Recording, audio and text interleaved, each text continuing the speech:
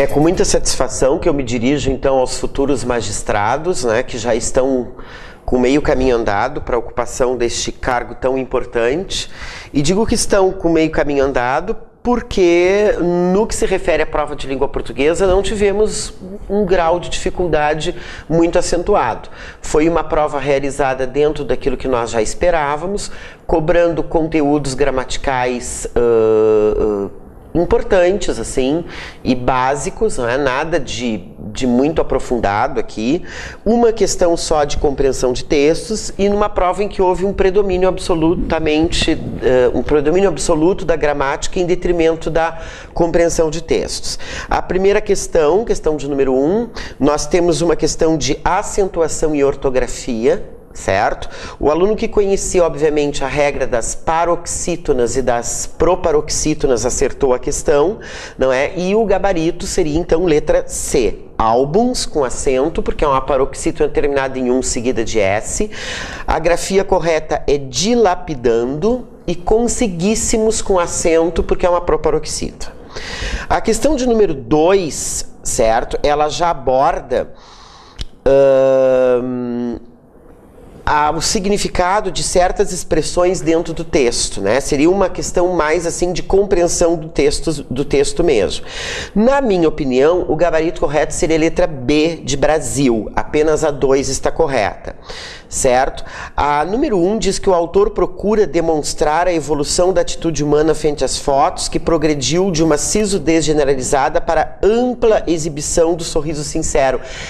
A gente pode questionar, não é, essa questão do sorriso sincero, uma vez que no texto muitas vezes eles falam que o sorriso é forçado, o sorriso é fingido, não é? Já a assertiva número 3, na minha opinião, não pode ser considerada correta, porque diz que a configuração da família nuclear e o tempo de férias são apresentados pelo autor como não tendo uma longa história.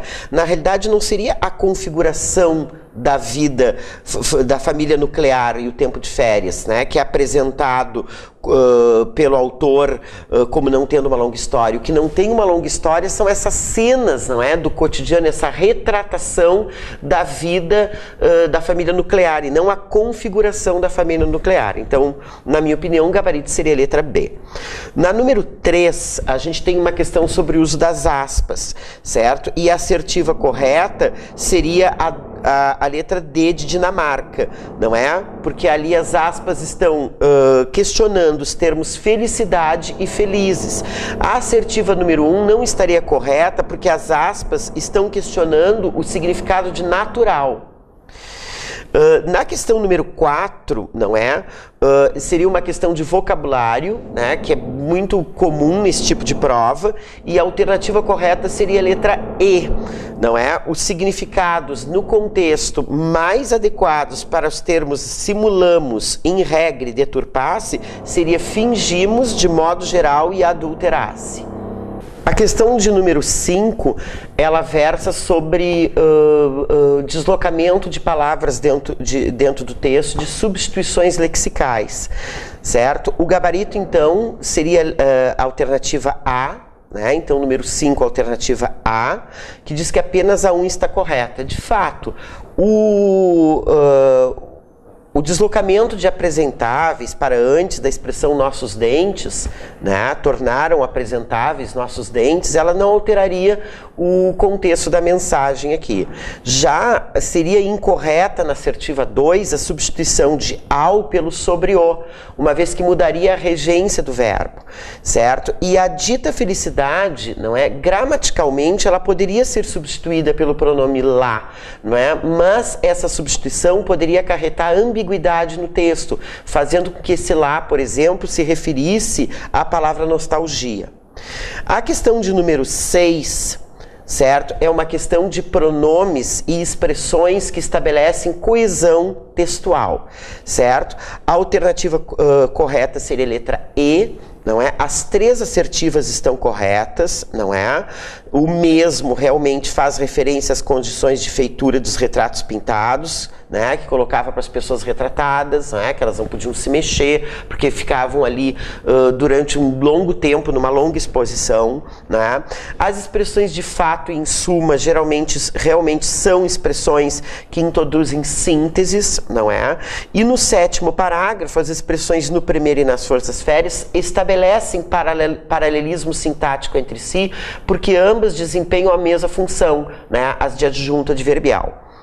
A questão número 7, né, na questão número 7, é uma questão de formação de palavras, certo? O gabarito, não é, seria a letra D, de Dinamarca.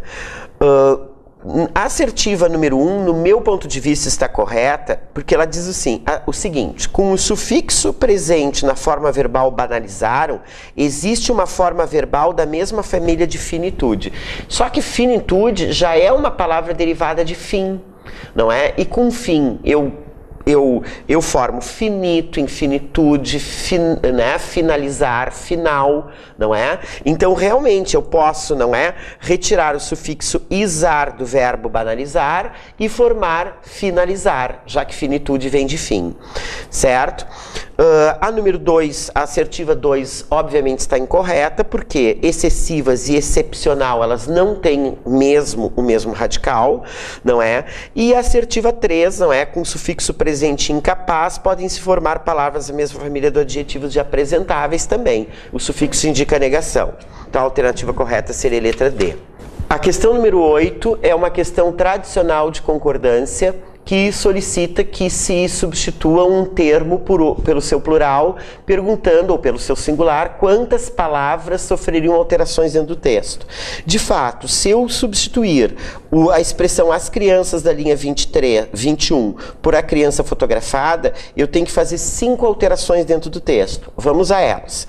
No primeiro, ao risco de parecer uma, idiota, 2 de tanto sorrir, a criança fotografada deve 3, mostrar a nós e ao mundo que ela, 4, preenche 5, sua missão, a de realizar ou parecer realizar nossos sonhos frustrados de felicidade. Chega no ponto, a gente para. Então, dentro desse período, eu faço 5 alterações dentro do texto, certo? Então, o gabarito ficaria 5 alterações, alternativa B de Brasil.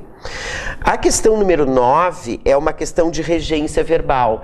Ela pergunta, né, quais palavras dentro do texto solicitam aquelas preposições que estão ali nas assertivas, certo?